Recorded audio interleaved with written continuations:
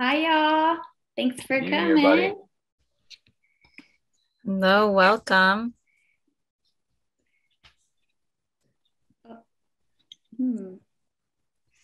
So if you wanted, you could start, we'll do a little question later, but you can start putting your name and where you're zooming in from in the chat. Yeah, we always like to give people a few minutes to join late. And now my dog is going to be noisy, so I need to mute.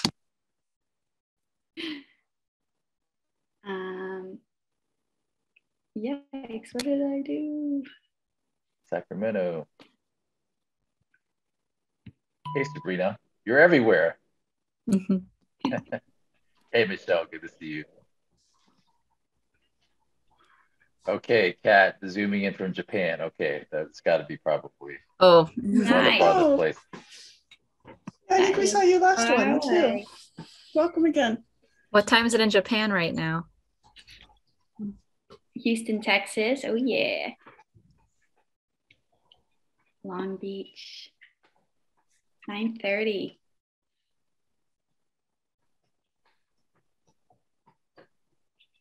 Is that 9:30 a.m. or p.m.? Probably a.m. Oh, Right. damn. Yeah, the future. Perfect. I am in San Francisco. I'll just say Very my nice. out loud since I'm unmuted. Very nice. Yeah. Are you working with the San Francisco Public Library System, or what do you? No, actually, currently I'm doing more like organizational work and house management for people, but I'm hoping to do an internship pretty soon here with the library. Great, great. Yeah, I've been doing a lot of work with Michael Lambert, so let me know if you need That's any so help. cool. Yeah, I will definitely let you know. Cool. Monterey, New Mexico. That's me. That's nobody.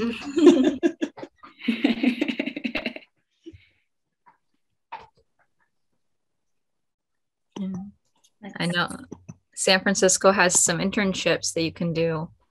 The iSchool, through the iSchool. I did one last summer, and reentry program. So Yeah, the jail reentry program. Yeah. Oh, I saw that one. it's a good one. Yeah, I was thinking about it. I was also interested in the Parks and Recreation. They were doing an internship too for some archival work. So I thought that was interesting. It's sometimes just fun, looking at all the different internships that you can do for the summer. Also, if you guys want to, on the ASIS National website, there's tons of internships up right now that I was looking at today. It's a great place to go if you're interested more on the information science side of things, or if you want to go into more like government or like private businesses, you can find some pretty interesting career paths there. Yes. And jobs too. So it's a great resource. Yes, of course, jobs. Yeah, I think this is a good headway actually to start our icebreaker, our little we're just because people are signing up for classes very soon. We decided to just put this together to ask people what classes they were thinking of taking the next semester. Maybe you could put a little reason why you're going to take those classes or the pathway that you're going on. So we just put a few on here to remind you of some classes that maybe you might be taking this next semester. Lauren, I know that you're graduating, so probably you can't share on it. I know that I'm going to be taking the Info 246. I don't know if anybody else is taking that. Which one? Tell me in the comments. The MySQL in-depth.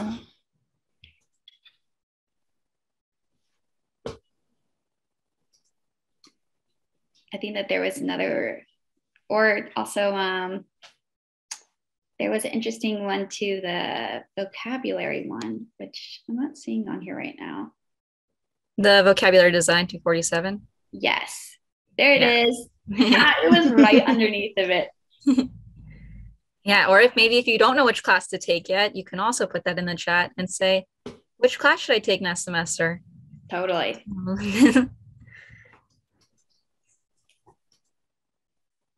Trisha was asking for closed captioning.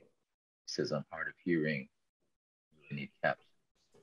So we have been trying to figure out the closed captioning. We were unable to get another site to do the closed captioning for us. So we're planning on making sure that we have closed captioning on our YouTube video of this.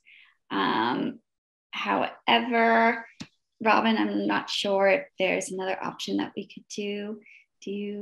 Is it just going to be mainly? We don't have a trained captioner, so somebody as an amateur trying to do it probably wouldn't be very helpful, unfortunately. Yeah. I'm sorry about there is that. a way to turn it. I think there is a way to turn it on in Zoom through the admin side. Let me check. Yeah, it allows me to assign somebody to type, but without somebody trying to keep up with somebody speaking, that's not very helpful, or to use a third-party service.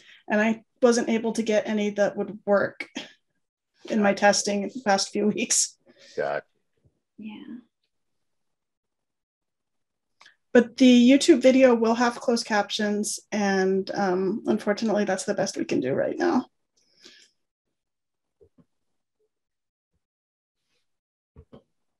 Yeah. But if there was a way for us to learn how to do it, we would be very grateful. Or like,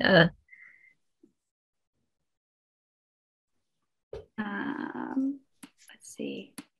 We'll keep on trying for that, Patricia. And maybe we can figure it out quickly. I do want to read off, though. I'm seeing some people with some different classes that they'll be taking, some virtual reality. We actually did a virtual reality event last semester, and it was super cool. So that will be a very fun class for you to take. Who was that? Michelle.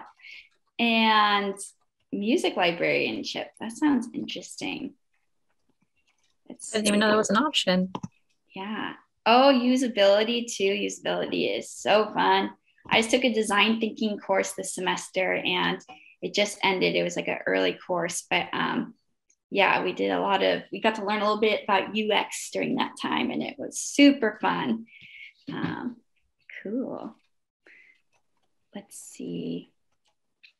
And it is 5:38. Do we want to start in a couple of minutes from now? That sound good? I think it sounds good. Okay. Let's see. I'm going to try to do one last thing on here. See if we can maybe get this on.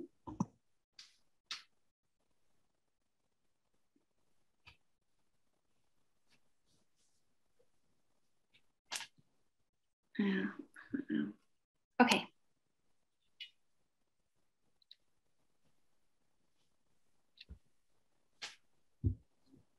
Thank you, Sabrina, for letting us know that. Dr. Sue Alman can help us.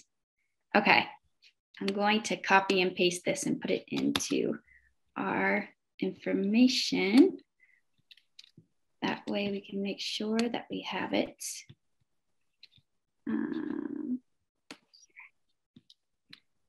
Perfect.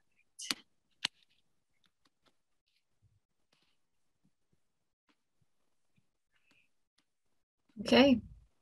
Cool. Shall we get started? Yes, I think that we should. Let me, sorry. Okay. So thank you all for being here today with us. And thank you very much, Dr. Chow, for participating in this event. We really appreciate it. Thanks for inviting me. Yeah. as many of you should probably know now, Dr. Chow is the director of the San Jose State iSchool. He has experience being a professor and working in the higher education industry. Some of his skills are in online learning, UX, instructional technology, library and information science, and leadership and management, and also analytics. He has a lot of great information for us to learn about today. I don't want to waste too much time with this intro because I know there's going to be some pretty interesting questions that we can ask you.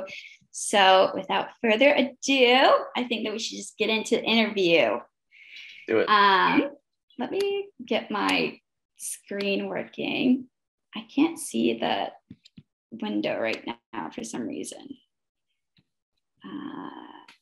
Here, there it is. Perfect. All right.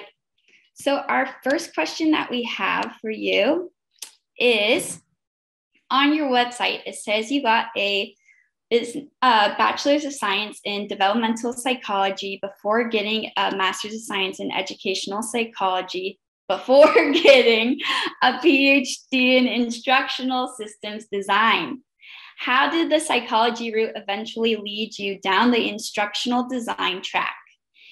And then the second piece of that question is, how can this be a testament to knowing that instructional design is playing a part in many different fields across society? Yeah, so great questions. So the first question really goes down to helping people. So I think one of the most profound experiences that I had early on when I was pursuing an undergraduate degree was working with at-risk middle school students.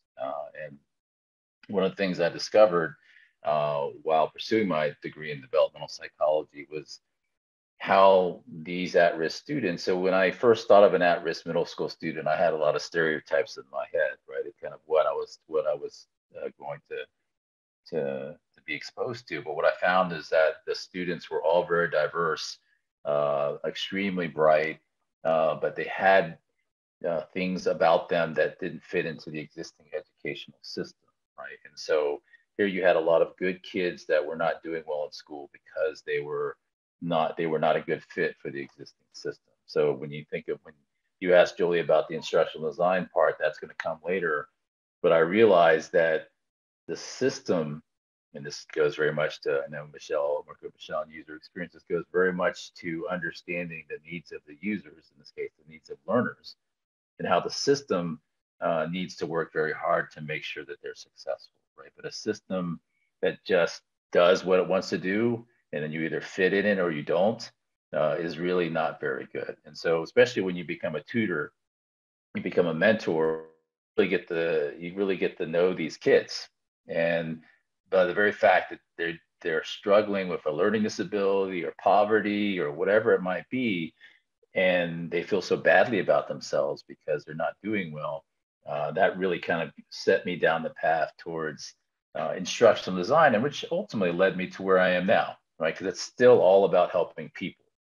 And it really is all about that fit between the needs of the individual and what the system is providing. And again, a system that is not flexible, a system that just basically says, take it or leave it, I don't think it's a very good system, right? So, and so that's really led me down to instructional design, because instructional design can really be viewed as instructional systems design, right? In other words, what are the systems that need to be in place to ensure that the needs of users or learners are being met, like all of you, right? So hopefully you're having a good experience in the program, but it takes a lot of work and a lot of resources to make sure that you have what you need.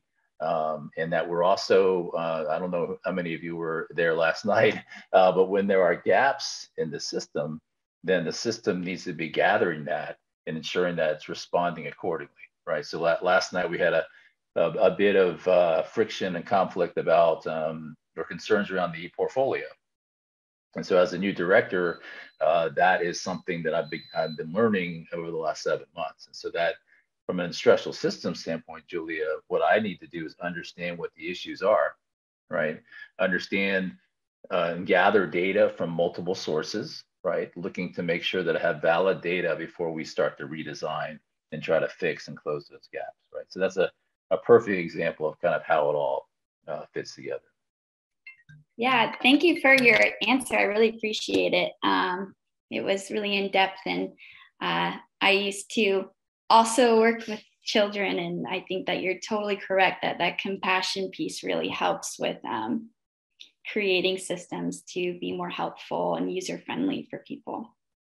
Exactly. And then the second question, then this kind of goes into, so my focus on data and strategy really led me down a very positive path. So everything from leading advocacy in North Carolina to developing strategic plans for library systems. So I think by the time I left North Carolina, I had done about 25% of all counties in the state in terms of strategic planning, right? And so two real quick examples, Julia. So when we talk about advocacy and we talk about funding, it's an entire system, right?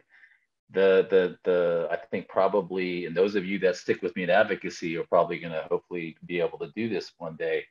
Going to Capitol Hill, Julia, to represent libraries and meet members of Congress is the most patriotic thing that one could do, right? And so when you think about a system, though, it really does go back to these decision makers all across the country. A lot of them don't get libraries, right? A lot of them are from a different income bracket than most of us, right? And so their view on things oftentimes are not as authentic as we would like them to be, right? And so that's part of the democratic process. Instead of getting mad, we must educate them, right? We must talk to them for them to understand. I think when we think about instructional design, it really is still meeting the needs of users, both at an individual level, organizational level, or societal level, right? So it all ties together. Yeah, thank you for that answer. It's really helpful. Okay, if we want to go on to the next question, that would be awesome. I just wanted to respond to, I know Woon can't hear us, but we're working on the closed captioning. I think we hopefully might be able to pull it off. I'm not sure, but we're trying. So. Yes. Okay. Sorry. Yeah.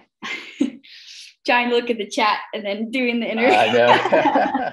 You're doing great. Yeah, I think that Lord and Robin should be helping with that, seeing if we can figure it out. Okay, question 2. Your website states that your research is focused on the interaction between people, their information or performance needs, and the digital and organizational environments and contexts in which they seek information. Could you please tell us a little bit about this and how it plays a role in technology integration and usability? Yes, so my bachelor's and master's were in psychology. And so educational psychology in particular is understanding how we think, how we learn, how we remember.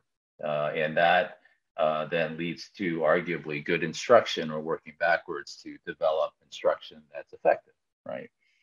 So when I graduated with my master's degree in educational psychology, one of my first jobs was with an internet company where we started to develop the interface design and the information architecture of websites so that clients, and this was homes.com, so in this case, people looking for homes or selling homes, could find what they're looking for, right? And so that really set me down the path towards usability and user experience. It was called usability then, now it's kind of morphed into user experience. And so in 2000, a lot of the .coms went under. And so our .com was one of them. And so ended up getting a job with the School of Information at Florida State. And I was in charge of their online learning program. And so that's when I really kind of brought everything together, Julia, right? Where cognitive psychology, educational psychology, the development of information systems, instructional systems. And then once I discovered libraries, Julia, I was hooked. So once I discovered information seeking for people across the lifespan, I was hooked, right? So in education, I'm talking, you're working with a school or a district, but in libraries, you're working with everybody, right? And so, so of course, how we deliver information is one thing. How users are able to connect to that information is a whole nother thing, right? Whether it's technology, whether you have the right bandwidth, whether you have internet, whether you don't have internet. And then, of course, that then opens the door to equity and ensuring that, again, we understand our users well enough, not just, and here's the key, it's not just the information, it's the delivery of the information so they actually can access it, right? So it can't all be digital because some people don't do digital or some people can't connect to the internet, right? And so that is a lot of fun. And so when you talk about technology, technology is a wonderful, powerful tool in our toolkit to deliver information, organize information, design information in many diverse ways. So, okay, I'll conclude with this thought that, when the internet came out, a lot of libraries were worried, right? That because you could get everything online, who needs libraries anymore, right? Or that was kind of the initial concern. Well, fast forward, libraries are being used more than ever because of the digital access. People still have to buy the information. People have to organize the information. People have to deliver the information, libraries, that is. And now people now are using libraries less physically, and that's just, the truth, but they are accessing libraries even more digitally, right? So I'm having a grand old time, Julie, because now we have virtual reality. Now we have augmented reality. Now we have all these devices like the smartphone. What do we ever do without smartphones, right? The ability now to deliver information is just completely going crazy as far as our ability to do that. So libraries, and information systems are just so empowered now. And it's exciting because we can now help so many more people, Julia. Yeah, I absolutely agree with you. I think that the as we grow too, and it's becoming more accessible, it's so interesting to watch and it's really exciting. I think that the COVID-19, the lockdown time, also really pushed libraries into really fully getting their patrons, online using it, and just how big of a difference that's made from just some of the librarians I've talked to. It's been really impressive. Yes, exactly. And what it also does, Julie, is and I think this is, so I just wrote a grant proposal. We called it iWarrior. Mm-hmm. I really do believe we're all information warriors because of the expanding role of technology. The social economic divide, the digital divide continues to increase, right? So that's the other part to it, right? That we have to be more vigilant, even more assertive in trying to make sure that children and people that don't have access to this or are intimidated by it are given a fair share, a fair opportunity to access this. So. Absolutely. Couldn't agree with you more. Thank you for that. Another good answer.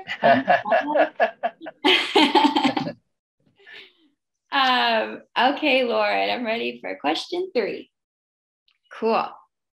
All right. So for this one, as a member of the ASIS International, what do you think the benefits are of being in ASIS specifically? Yeah, I mean, I think that, and I think it's ASIS. Oh yes. In terms of, ASIS. No worries.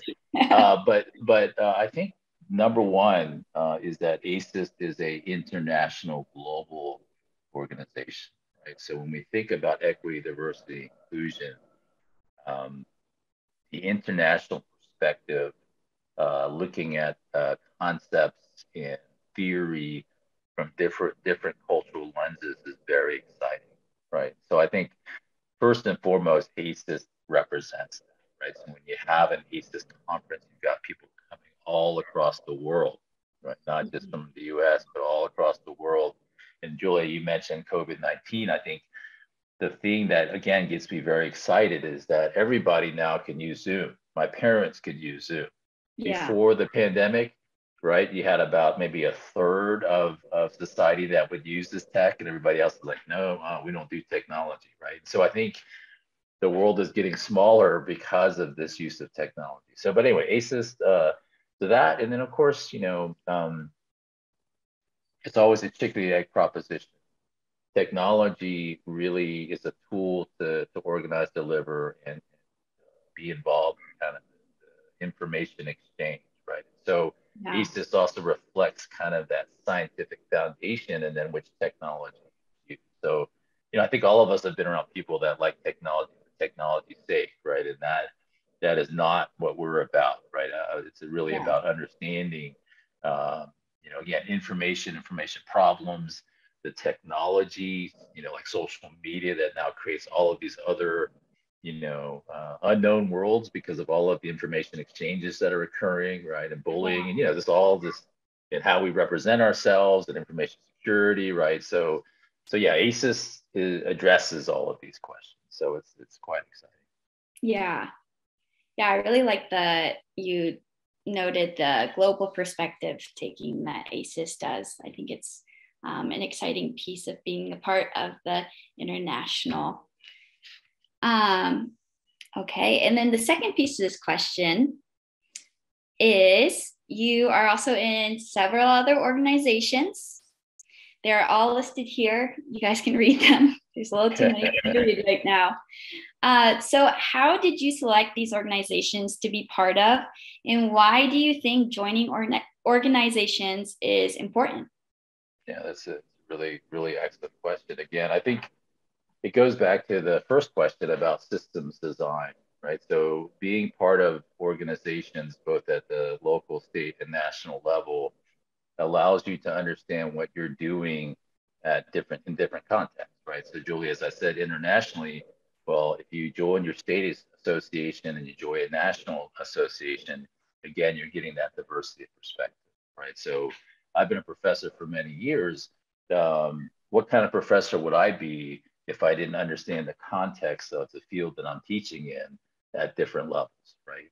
And so many of you may not know this, but in academia, there's a general rule of thumb that once you get your PhD, you do not work at the university that gave you, right? And the reason for that is because universities are populated with professors that are from all over the country, right? So that prevents groupthink, right? Kind of where you've been in the same area, you've been taught by the same people, and the students are huge beneficiaries of that because there's so much diverse thought and perspective.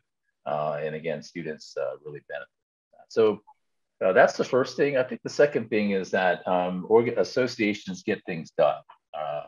In other words, join associations that you have passion for, or that are studying or about topics that you have passion for. Because when we think about networking, for example, oftentimes you think of networking as wine and cheese, but networking is really about connecting with other people that have similar passions, right?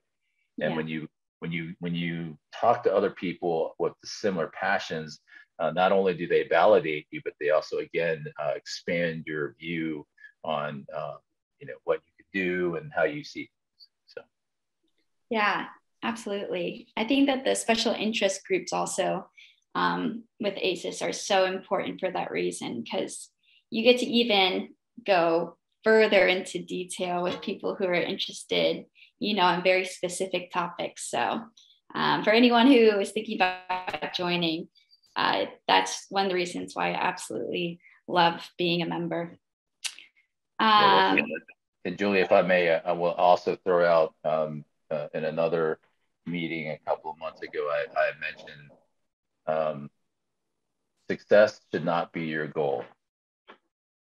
Follow your passion and success will follow, right? And again, that's in a way is almost cliche, but it's really true. So organizations are a big part of that, because not only are you going to meet people that have similar passions, but you're going to network with those people, right? And we all know that networking is important, because ultimately people can open doors for you. You can friends. You can kind of, again, build a more global social view of areas that you're interested in. So. Absolutely. All right, let's move on to question 4. Okay, I'm going to stop sharing for 1 second because I just took out a question for the sake of time. So we have time for more people to ask later. So I just have to reshare. No worries. Thank you for helping us. The new slides. And Lauren, as we're waiting, I think we profiled you in the accreditation report. Did you know that? You probably didn't know that. I didn't know that.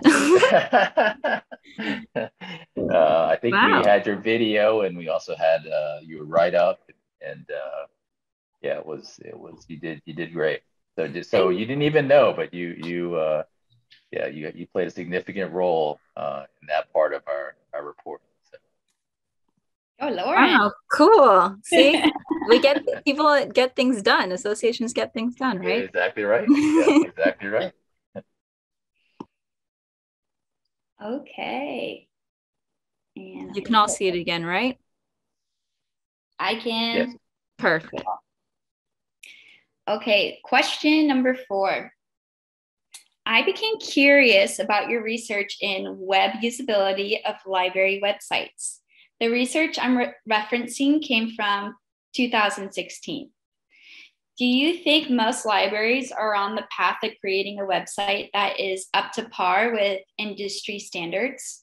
And for librarians who may feel intimidated about this subject, how should they approach web design and accessibility for their library? Yeah, that's a really great question. Again, I think it goes back to question 1, and what I mean by that is from a system standpoint, in order to have a good website, you must work backwards in terms of the resources that you're putting in to actually make a good website. So part of the reason why I wanted to do that study is because of widely felt criticism about websites and libraries, primarily because resources were not being allocated to actually have anyone do it, right? So I taught the web development class, and one of the cautions I always gave my students is that this is a very dangerous skill that you now have, because libraries are going to ask you to do their website, right? And what ends up happening, Julie, is that they ask you to do their website while you're also still doing your full-time job, right? Yeah. And so that is a recipe for disaster from a system standpoint, right? So if you want a strong system, you want a strong website, you have to have somebody dedicated to actually making sure that website is good. So I think what I've learned is that there are haves and have-nots. And what I mean by that is library systems that are bigger and have more funding, their websites are probably pretty pristine because they are putting their resources into making sure, really there are 2 major parts of a website. One's the content and the other is the development, right? So big urban libraries tend to have both, right? They'll have an information architect or communications officer, and then they'll actually have a web development person and web development team. But as you move down to smaller libraries and rural libraries, you're going to find that the websites are also going to follow suit, right? Yeah. So if you're a rural librarian, Julia, you're going to be responsible for the website and everything else, right? Yeah. And so therefore the website is not going to be very good. Now, I will take this and Michelle is involved in some of the work we're doing now. Academic departments and other organizations are also battling similar difficulties. In other words, how many resources are we putting behind our website? Who's in charge of the content? What type of software are we using? So I think I probably should, in my spare time, Julia, redo this study. But I would imagine what we're going to find are similar disparities between larger libraries. Funding, the more funding, the better their website, right? And yeah. So I think the thing I would tell all of you is that when you go into your libraries, one of the things that you must, from a system standpoint, is be in strong support of making sure your library is putting the resources behind making sure you have a good website, right? So don't take one for the team if you know how to do a website, unless they provide you time to do that, right? Because otherwise it's, so, again, Michelle's and working with us in user experience. From a user-centered design perspective, workflow is part of the initial analysis, right? In other words, you've got to be thinking about who's going to do it and when and what resources are available. Because by definition, right, if you put something on a website, it's already outdated after you've hit submit, right? And so you always need somebody in charge of making sure that content is up to date. So. Absolutely. Yeah, I think that you brought up a really good point. Thank you. And I will say, Julia, it's beyond this article, but it was one focused on school libraries. We also did I used similar methodology. And what we found with school libraries, because they tend to be armies of one librarian for the whole school library, that they were not really marketing their school library, where they were not using the website to market their school library because they didn't have time. But it becomes a chick of the egg, because then teachers and parents didn't really know how to use the school library or what the school library was all about, because most modern school libraries, they're not just about books anymore, right? They've got maker spaces and creation, innovation, STEM, right? But most people don't look at it that way. And so yeah, anyway, in terms of good websites, it's all about resources and prioritization. If you have it, then you're going to have a good website. If you don't, then it's almost impossible. Absolutely. Yeah. Okay, Lauren, do we have a question 5 right now? I wasn't sure. I have a question 5 and 6, but the 6th one could be short. And also, if you already have questions, you can start putting them in the chat and we will respond to them in the end. Yeah. Great. Okay. So for the next question, I was curious, how are you personally using information systems as the director of the iSchool to track areas of strengths or shortcomings within our program? Well, the good use and bad use. I'm sorry, go ahead, Julie. No, you go, because I didn't have much to say. Well, the good use and bad use is that I came in and immediately had to do an accreditation report, which basically said, tell us about the last 7 years, aligned to the standards of ALA and the standards of the Committee on Accreditation. And so the answer is data. I'm a data fiend. I just love data. And the reason why is because I like to use GPS as an analogy, right? So, when we want to go anywhere, we enter in the address, and then the GPS gives us all of this data, right? It shows you how far away you are. It shows you how fast you're going. It shows you if you've made it. I'm always, I don't know about you, Julie, but I'm always really thankful that GPSs don't get mean, because sometimes I don't understand what it's saying and I make the wrong turn. It just says recalculating, but it doesn't say, no, you idiot. I said left, not right. I agree with you. Be pretty bad.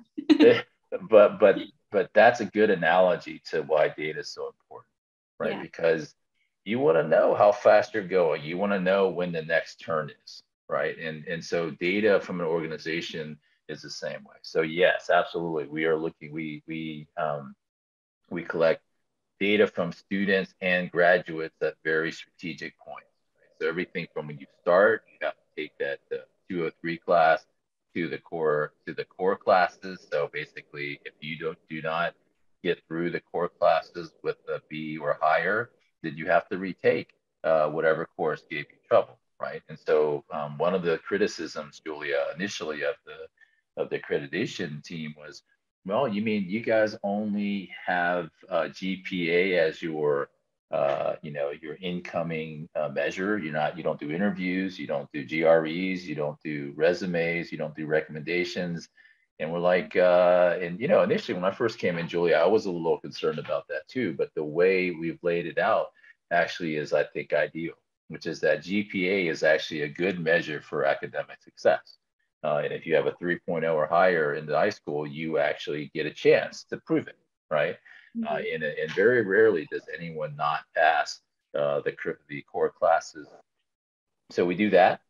Then we move forward to ensuring, obviously teacher evaluations are required for all classes, right? So we keep an eye on that. Very high, 4.5 out of 5 over the last 7 years. And then faculty that struggle, we actually meet.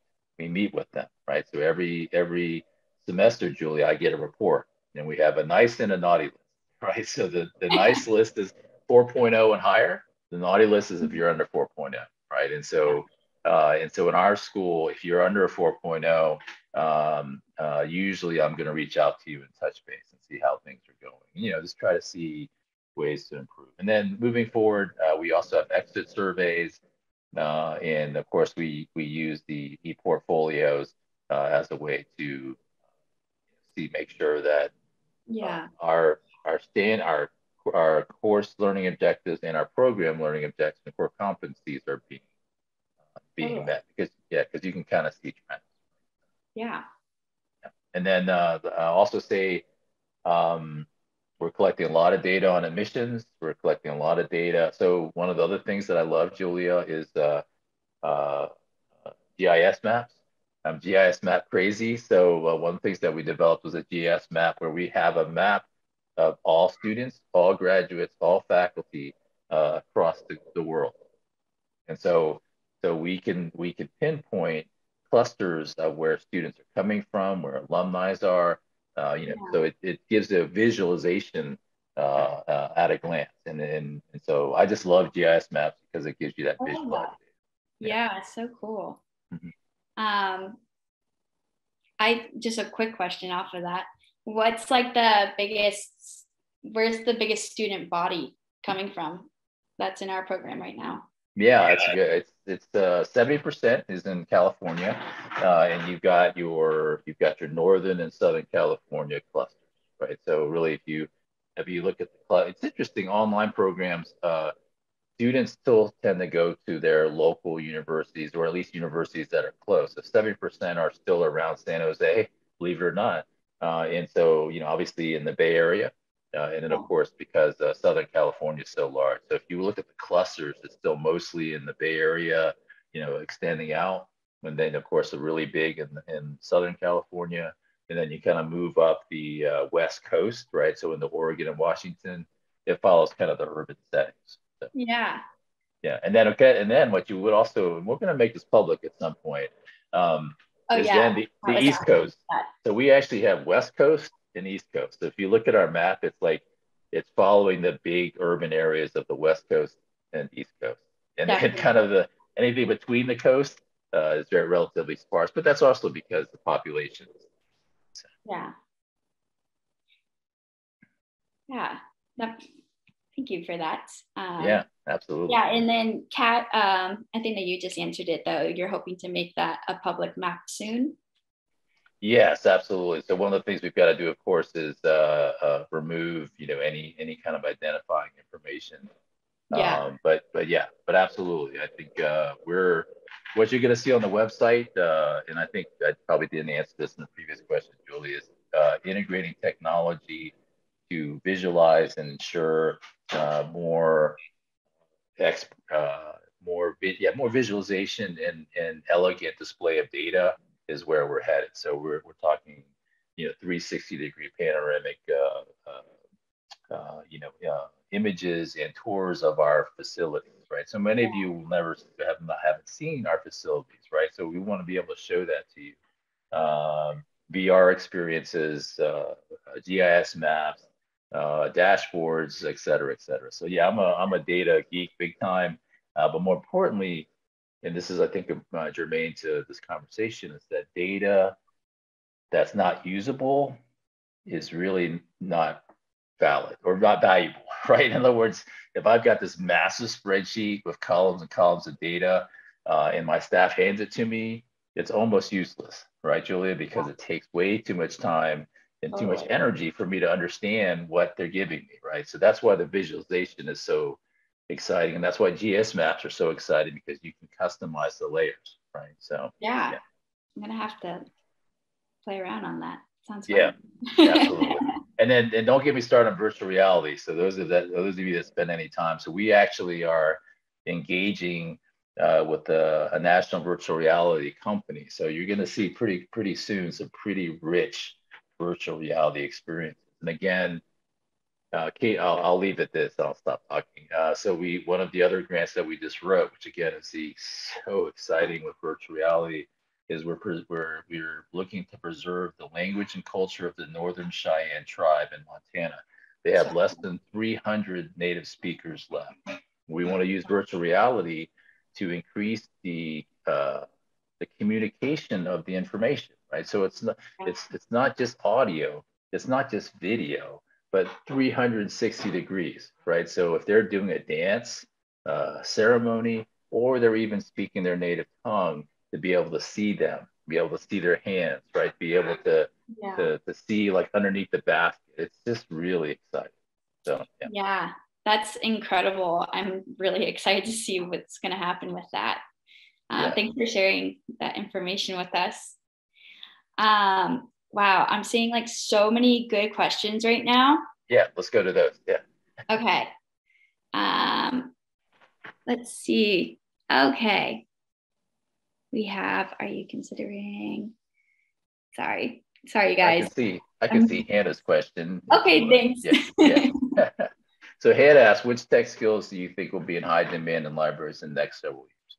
So I'd answer that two ways. One, oftentimes people get concerned about whether you have the tech skills to support patrons. And so Hannah, my first answer is it will be based largely on the questions that your patrons are asking you, right? So one of the things, so going back to GS mapping, Julia, one of the things I've discovered is that 90 to 95% of your patrons are within a 7-mile radius, right?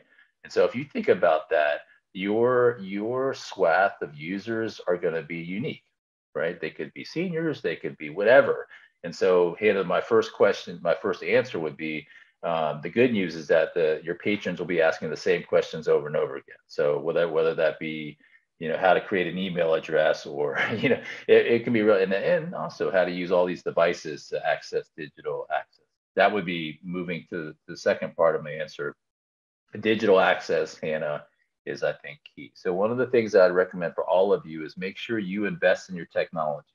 Make sure you have a pretty up-to-date smartphone, because you're going to be able to do things with your own personal devices that you can then use in the field, right? So one of the jokes, especially for public libraries, is that every January is always a very tough time, because everybody's gotten all of these latest and greatest technology tools.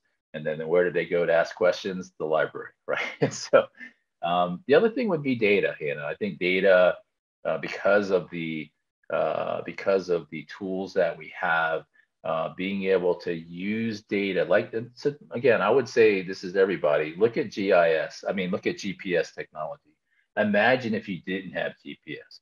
Imagine if you didn't know what was coming down two turns from now. That's the kind of data that you want to use in your libraries and also your career. You want to have data to show you that you're on the right track. And if you're on the wrong track, you want to correct pretty quickly, right? You don't want to continue down the wrong track. And so you've got to collect data to do that. So I guess in summary, invest in your tech, experiment. So people ask, how do you keep up with technology? I would say play with it. Play, and that's actually a professional requirement for us. You've got to play with technology, and then you can experiment with the different ways in which you could use it, and then you can certainly use that to educate your colleagues and your patrons. So. Yeah. If you guys are in the Bay Area, also you can go over to Clever Labs at San Jose State, and you can play with the virtual reality there. It's incredible. So I just want to throw that in real quick.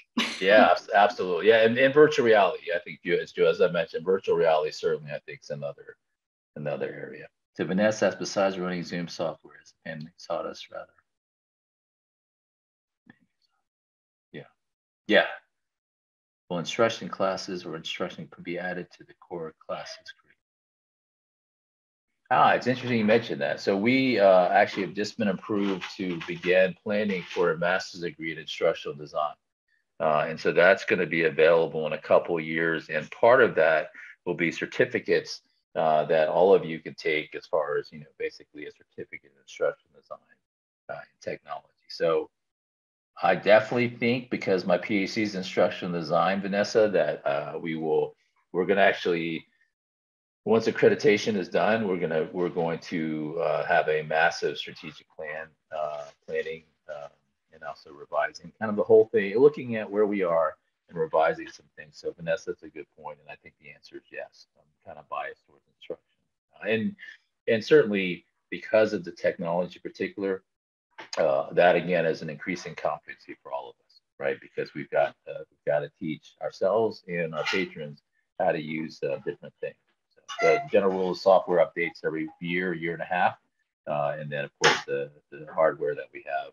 I mean, I don't know if you guys have seen this, but, the cars of the future, the windshields are going to have GPSs embedded into the windshields, right? So it's just incredible stuff. And then a lot of people think, I don't know if you've seen the ads for Microsoft Mesh, but these goggles, these glasses can start, basically creating 360-degree holograms on the other side, right? So imagine being able to do that, like with your parents or your loved ones, right? I just think that's incredibly exciting. Okay, yeah. So that looks like the Zoom question, the chat question. Michelle, thank you for your question.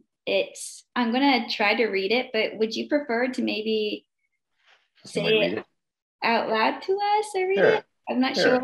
Okay, great. Yeah. So how do you feel about the revolution? Or do you want to read it? Michelle, do you want me to read it? I'll go ahead and just read it. Oh, okay. Sorry. How do you feel about the revolution shift in emerging technologies to embrace the innovative, immersive ecosystems of mixed reality? How will this radical shift impact the overall user? Yeah, I mean, so Michelle, any technology environment is going to introduce its own concerns, questions, and, to be honest, digital divides, right? So I think the answer is, and I know you're interested in UX, it's going to be a whole new world. And so for any of you that are interested in UX, learning UX within the augmented mixed virtual reality is a really good thing, because it's a whole new ballgame because of the different ways we're delivering information. And again, Michelle and team are helping us. So we're going to be developing, Julia, this marketing portal in virtual reality. We're looking to roll that out for CLA, but it's going to take a lot of planning in terms of the experience and making sure that it's not bad, because people can get bored very quickly in these spaces. And then, of course, the other thing, Michelle, is that when you talk about all of these tools, now you're talking about interaction effects between the technology. So if you do mixed, if you guys visit us at CLA or ALA, you're going to see that we have hologram technology.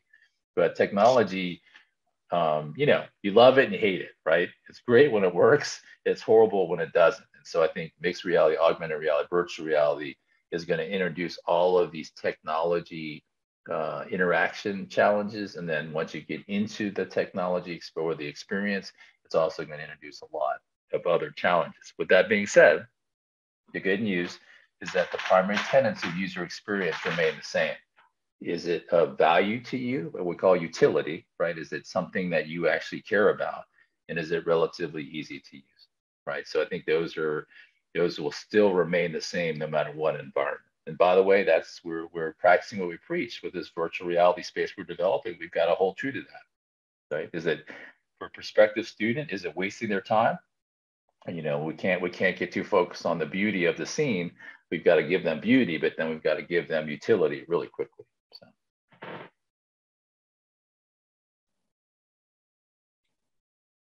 Well, great. I wanted to open the floor. Does anybody else want to ask a question? If you'd like, you can just do like the hand raise function, and you could speak it out loud if you prefer not to write it out. Anybody? And also, if you don't have a question, if you're still processing all the information, you can always send us an email with a question at any point, and we can pass it over to Dr. Chow, or if Dr. Chow, you want us to put your email in here, you can also do that. Yeah, I prefer if you want to aggregate them. Obviously, you could send me an email anytime. So Ree's got a question.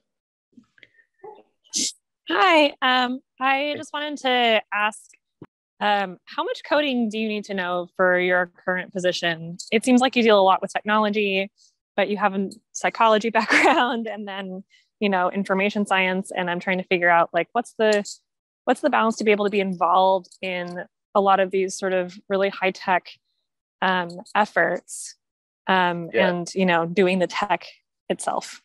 That's a great question. And I think the answer is, in our field, you don't have to do a lot of development. And so even like the GIS mapping. So the GIS mapping, because the interface, the graphic interfaces, the GUI are so easy, you could actually create GIS maps using the software where you don't have to do any coding. You're literally just connecting the software to data sets and telling the software what to do. And I think you'll find, Ree, that's the case in most things. So I did a little bit of development when I first began, but I quickly moved away to hiring other people because I didn't want to do the development. What I want to do is what I want is the results of the development. So, and I think that really defines most of us here. If you want to do more coding, and you start sliding into data analytics, you start sliding into computer science, you start sliding into information systems. So I would say, Ree, you don't need to do a lot of coding. You need to do enough where if you need to, because like sometimes, and again, it depends on how you want to spend your time, Ree. It is good to know some coding if sometimes the people that you're asking to do it don't understand what you want, right? And then you can jump in there and do it yourself. But I think it's all about time, right? So for me, I can do a lot of things, but I want to focus more on creation and kind of being. So one of my talents, I think, is bringing people together, right? And so that's where I like to focus. And I think really, can I encourage you and everyone else too, spend the time doing what you want to do, what you love to do. And by the way, that's part of the privilege of getting a master's degree is you're going to have more choices. So, and Ree, also, I'll say one more thing. Absolutely. So I'll say one more thing. So one of the, it's not a new question, but one of the questions, because it's going up against diversity, is do you need a master's degree? So I talked to Michael Lambert at San Francisco Public Libraries recently, and one of the movements in library systems all across the country is that there's a little bit of an attack on the master's degree because a lot of people that are more of color are not able to get that master's degree, right? And so they're starting to remove that. And as they remove that, the professional library world is becoming more diverse. Now, that's a tough one, right? It's a tough one. But going back to your question, a master's degree immediately puts you almost immediately in kind of a leadership expectation, right? In other words, and maybe less so academic librarians because most everyone's got a master's degree. But if you go anywhere else, Ree, you're going to almost be expected to lead, right? And so, and you can't really code and lead at the same time because leading is truly a full-time job. So. Yeah, that's a good point. Thank you so much. Nice to meet you. Yeah, nice to meet you, Ree. Good question. Yeah, one of the reasons getting that. Yeah, no, it's absolutely right, Kat. And I'm going to release this amazing interview that I did with a Native American tribal librarian who's worked in the field for 30 years. And it looks like we're going to be able to get her a scholarship to get a degree with us. And she talked about that, Kat, that despite all of her experience, because she didn't have the master's degree, both her management and so she works in county government, the county leaders do not treat her with the respect that she deserves, right? Because she doesn't have that degree. So Kat, absolutely correct. That having the degree does open doors for you and does allow you more influence, even if you don't realize it. So, and respect that you've earned.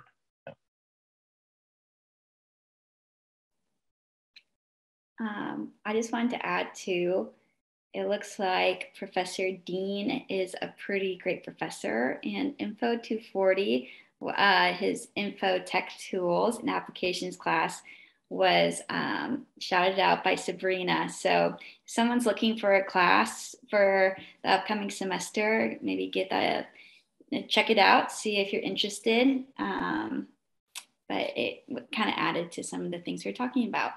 And yep, Sabrina again, highly recommends it. Yeah, I think, again, going back to Ree's question, I think knowing a little bit of coding is important because it does allow you to understand kind of the way the technology has been put together and the way that it's working. So when we talk about, Julia, kind of user experience, it's important to know what's happening in the background, right? So yeah, not a requirement, but it's definitely good to know. Totally. So I am noticing it's 6:31 and it is a school night, so we might need to start getting to dinner.